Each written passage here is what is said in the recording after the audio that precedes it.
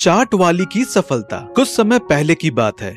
एक गांव में दो भाई रमेश और सुरेश रहते थे। इनमें से रमेश बहुत ही चालाक और स्वार्थी था। सुरेश बहुत ही अच्छे स्वभाव का था। रमेश और उसकी पत्नी प्रीति सारा जायदाद हड़प लेते हैं। सुरेश का विवाह अभी नहीं हुआ था। एक दिन रमेश और उसकी पत्नी इस तरह बातचीत कर रहे थे।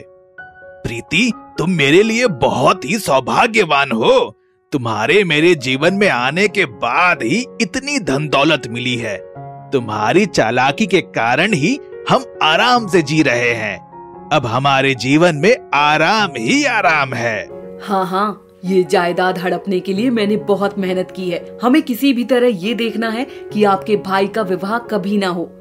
हाँ, सच कहा। उसकी शादी कभी नहीं होनी चाहिए। फिर भी कौन अपनी बेटी को ऐसे नालायक को देना चाहेगा। फिर भी हमें सावधानी बरतनी चाहिए। अगर उसकी शादी हो जाएगी और लड़की चालाक निकली तो हमें बहुत मुश्किलें झेलनी पड़ेंगी। हाँ, ठीक कहा। इतने में वहां पर सुरेश आता है। क्या बात है भाई, क्या सोच रहे हो? अरे कुछ नहीं रमेश, तुम्हारी ही चिंता सताए जा रही है। तुम्हारी शादी के लिए कितना भी प्रयत्न किया, लेकिन कोई भी लड़की तुमसे शादी करने के लिए तैयार नहीं है।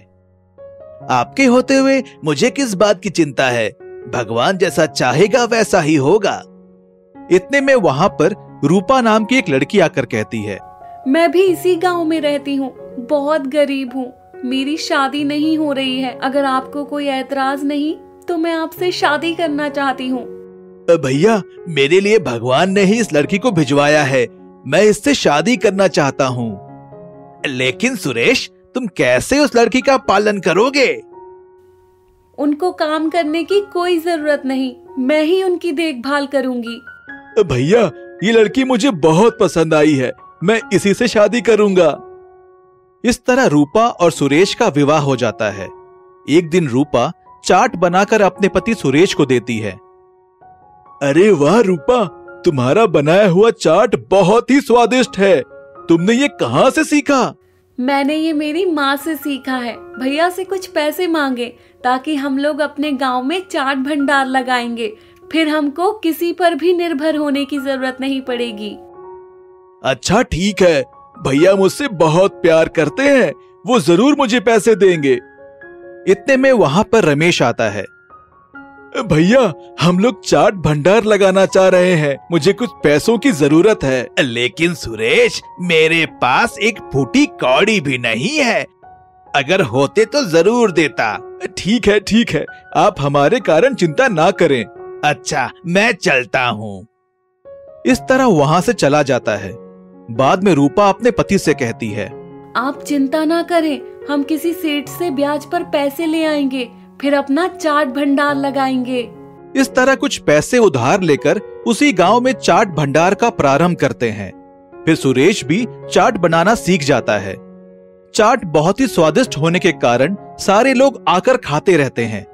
इस तरह देखते ही देखते अच्छा पैसा कमाकर अपना स्वयं का घर भी बना लेते हैं।